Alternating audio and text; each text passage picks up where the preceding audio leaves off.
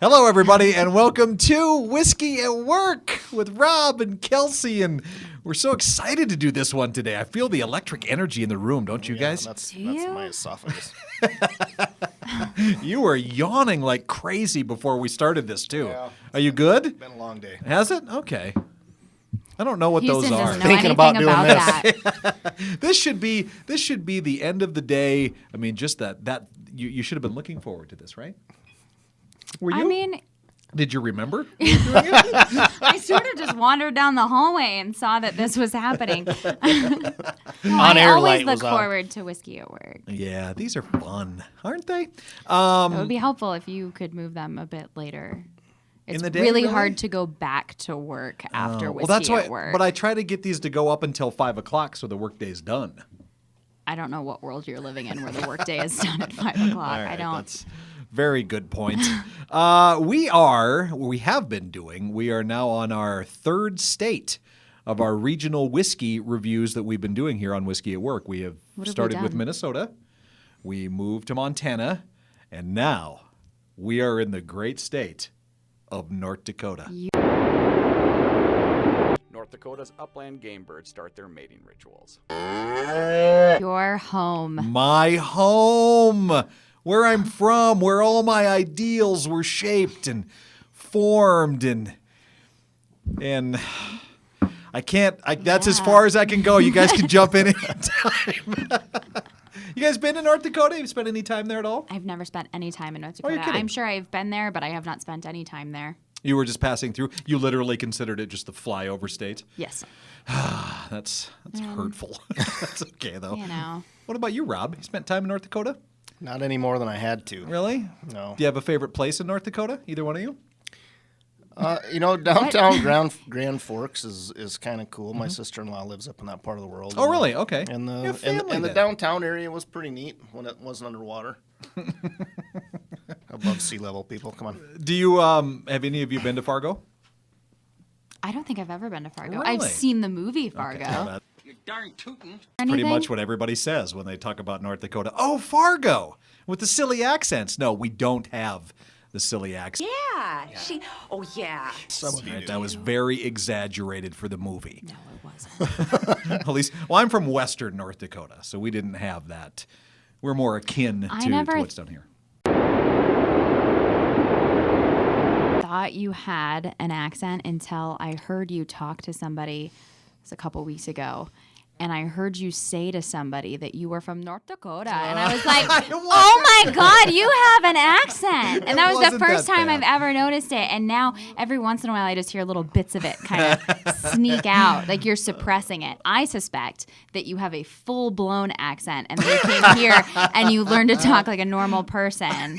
Oh, normal. Like when that's- you know, go yeah. from Cockney to a really pleasant English lady. Sure. That's what's happening to you. The only word I know that brings out my North Dakota is the fact that you don't say the TH when you say North in North Dakota. For what purpose? I don't know. And that nobody ever pointed that out to me until I'd lived down here a while. And I would say that. They're like, well, say South Dakota. Well, South Dakota. And I'll say North Dakota. North Dakota. They're like, well, so you don't say the TH. You still got the T in there a little. Yeah, Well, I'm learning. You're I've from been North down here. Dakota. I've been down here long enough. Yeah. Well, that's the way you hear it most of the time. It's North Dakota. right. North. Or it's one long word and it's North Dakota. What other words do you say? There's another one that you say. I don't. I say all the words correctly, Kelsey. But anyway, we're trying to find distilleries in the states around us that are honest to God. They distill the whiskey. They barrel the whiskey there. They age it there, and it doesn't come from anywhere else to speed the process. And That's kind of cheating. well, it is. I mean, we get it because we've talked about it before. These upstart or craft distilleries almost have to do that. Right, You which know. is all fine, but in the game of regional whiskeys, it's Right. sort of cheating. It is cheating, exactly. Maybe they want to go for a specific blend, for a specific flavor. I totally understand that. But we wanted to concentrate on ones that did it all, in-house. So far, we're 50-50. Yes. Well, no. Now we're 66%. 66%. Is where we're at. Because we found a distillery. This is called Proof artisanal distillery. Was that right? I believe that I is believe correct, that's the it's out of Fargo, North Dakota. And we Where actually again? it's out of Fargo. And we do So it's I-29, folks. we're going to do actually the next 2 weeks because we found 2 unique bottles there. One is a bourbon and one is this. Something we have never encountered before. The Glen should give it away. Of what they're going for? Is that what you're looking they're at? aiming at? Well, before we found this, we had no idea that there was such a thing as an American single malt whiskey. It's a pretty niche Well, I mean, there's not really category right? at this point. Well, that's what we're thinking because it's Scotch. There's more around than what we get here. Sure. I mean, when you're researching it, you get lists of the 10 best American malted that.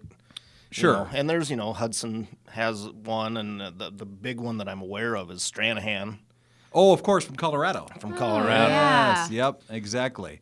But it's so interesting because, of course, if you know anything about Scotch, you know that it cannot be called a Scotch if it's made outside of Scotland, if it's not 100% barley.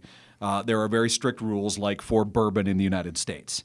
But this follows the format of how Scotch is made. It is 100, just- well, we think.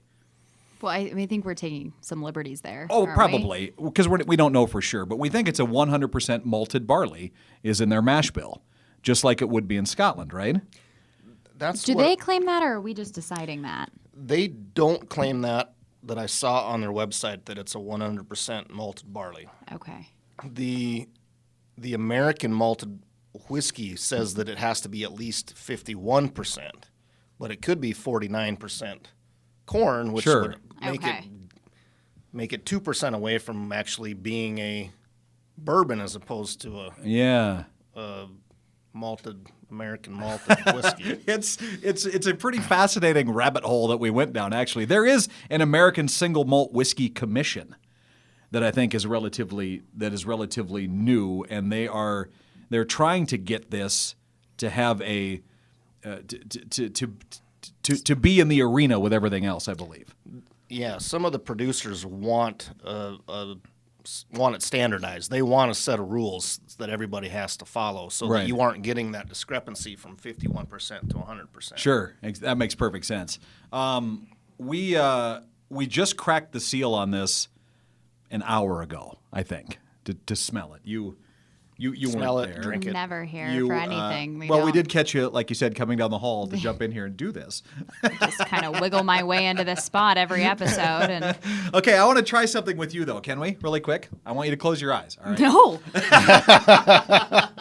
Let's see. I got to remember which one of these is because we have a bottle of we have an actual bottle of Oban Scotch in here.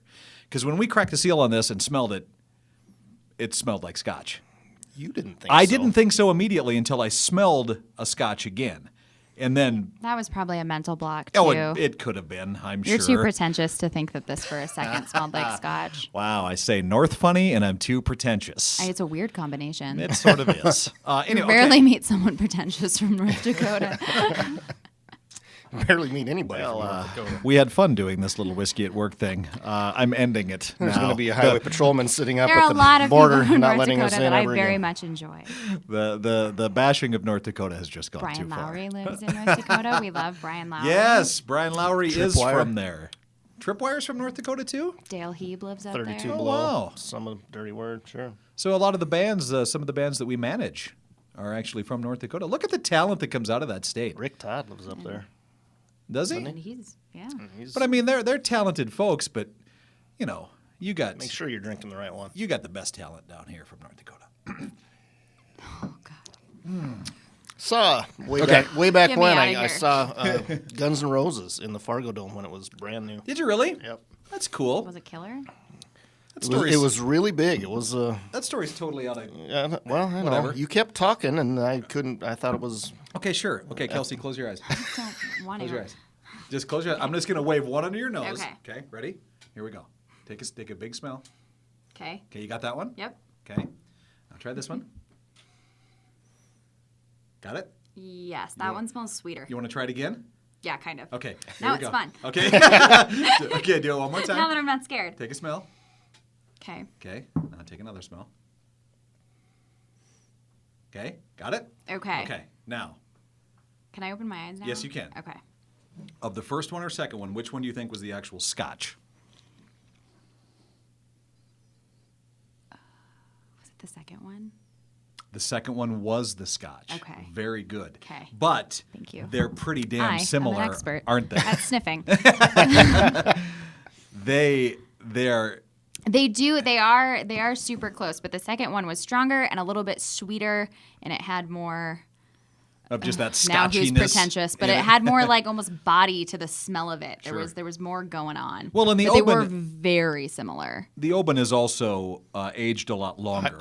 I couldn't find an age on the bottle. I don't know that it said, and this one's, 3 years? The Glen 3.5 Fargo years? is 3 years and 3 months. 3 months. And I believe Scotch has to be a minimum of 2 years in the barrel to be called Scotch. Or it's 3. No, 3 years. It is 3 years. So they are right on the cusp of what, again, this is what makes this so fascinating, is it's an American Scotch. I don't really know how else to explain it, I guess.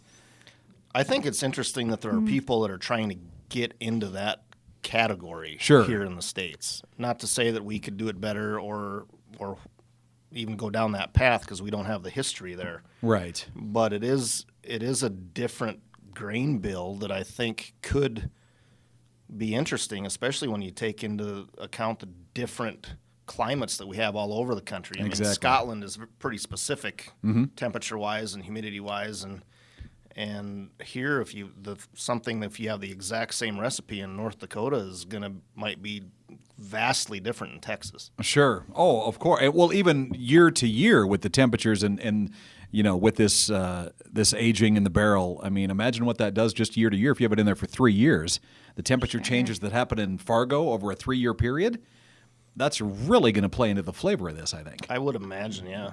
I've never been to Scotland, but I imagine that there's quite a climate difference between Fargo in the winter and Scotland. There. Do you want me to tell you about it? Do you want me to go into Yes, that? please tell me about that time that you were sitting outside the cafe. Probably a castle in Scotland. It was near Inverness on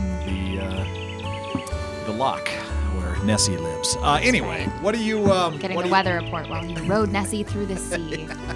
Wind in his hair. You're gonna go down that path. Hold on a second. the salt wind? Okay, so I do want to try this. Sorry. So what do you think?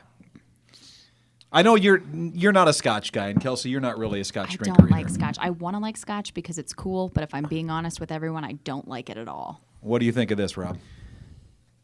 The initial, it's same thing I say almost every time. The initial taste was not overly pleasant. It kind of got here and stayed. Like, Sure. Yeah, I just might kind of need stays here. Right. a flamethrower here in a minute. But the more that I sipped on it, it became easier. Okay. I'm not sure that's still what I would do. I mean, that's not my thing. But it's nice. I mean, Sure. it's growing on me. I Okay. guess. What about you, Kelsey? I don't like Scotch at all. I am going to try it this way. Here's the other thing. This probably isn't proper, but I don't drink anything neat. I don't like anything warm. I don't want to drink anything at room Right. temperature. It either needs to be hot or it needs to be cold. There can't and be a I lukewarmness don't to it like all at all. that in between. I got you. So maybe if I put it on some ice, it will be better. It's not terrible. It's not peaty, which is generally what I don't like about Scotch. I don't like that peatiness, and it's not. But there's still just something about it that it's not. It's not for me. This Scotch does taste a lot more like it would come from more of the Speyside or maybe the Highlands region of Scotland, because it doesn't have that peatiness to it, that heavy stuff like you would get from a Lagavulin or something similar to that. This is I was a so much. upset when I didn't like Lagavulin. I know, because I that's wanted the it coolest so Scotch. bad, but I hate it. If you are a Scotch drinker, I would recommend this. This really it does have a nice, bold taste initially. And once it goes down, you get that warmth in the chest that Scotch can bring that just feels good when you drink it. I think It's called drunkenness. That's not the feeling I got. It wasn't all that pleasant. I sort of got more of a panicky feeling, kind of. Oh, I'm More such of a panic attack situation than a warmth situation. I'm in such a happy place right now with Who's this. got the Good defibrillator? Good job, North Dakota. You did a wonderful job with this. The water and the ice opens it up a lot. It helps it out. I'll try that here when we're done. But I'm enjoying it. And again, I'm like Kelsey. I prefer stuff to have some ice or water in it, colder water in a lot of the Scotch that I drink. Usually just a few drops is all you ever need. But this, I think they did an excellent job, and I hope an American single malt becomes a thing because I think it could take off. I want them to pick a different name. You don't like Glen Fargo? No, I think Glen Fargo is fine. Fargo. Though I meant I think malt. American single malt whiskey. I mean, let's shorten it up. Let's see, that'd be Amsman. Amsman is perfect. Got it. That's exactly what you're going to sound like when you're done. Is Amsman. Americotch. Sounds like something you could catch. We're not going to call it. We're not going to call it that. Though I do have a question about what is it with the Glen? So there's Glen Fargo, there's Glenfiddich, there's the Glencairn glasses, there's Glengarry Glen Ross. What is the Glen deal? simply means valley. That's what Glen means. In a lot of places in Scotland, of course, a lot of the streams and the water that they get flows down through a valley. So that's where they take a lot of the name from. Like Glenfiddich means Valley of the Deer. Okay. Fiddich is a deer. So that's where they get a lot of names for the Glen. And if you read this bottle, it does have a bit of an explanation on it, too, for Glen, why they call it that, because of the glacier that came down through an area near Fargo. And, Okay, that's cool. It is kind of cool. And a nice little homage to... It is. It's a cool play on words, sort of. I think they've done a wonderful job with this. And next week, I cannot wait to try their bourbon now. I'm super excited. That's more my speed. They do make a bourbon. super cool bottle. It really does. So that's what we'll be doing next week. We're going to spend 2 weeks because North Dakota so far has been the one that's produced that we've been able to score 2 bottles from. And who doesn't want to spend 2 weeks in North Dakota? Everybody wants to. February. No, you don't. You want to spend about 2 days in February, and then you want to move on to much, much more southern states. Okay? I love my state, but in February it's cold. It's very cold. The ice has really changed this. The ice has been a game changer for me. Oh, good. I can't wait to try it then. I'm way more inclined to drink this. Okay. I didn't bring you a glass because I knew didn't. you wouldn't let me touch your ice. No, you can't. Anyway, that's awesome. Thank you so much for watching this episode. And Kelsey, where can you find us? Well, you can find us on Instagram at Whiskey at Work, Whiskey without the E, and you can find us on Facebook, Whiskey at Work. And if you have a more succinct term for American single malt whiskey, I'd love to see it in the comments because that's poor branding. They need to work on it. It is a bit of a mouthful. It is. Anyway, join us next week when we'll be doing the bourbon from Proof Artisanal Distillery up in Fargo, North Dakota. Thank you so much for watching, and we will talk to you next week.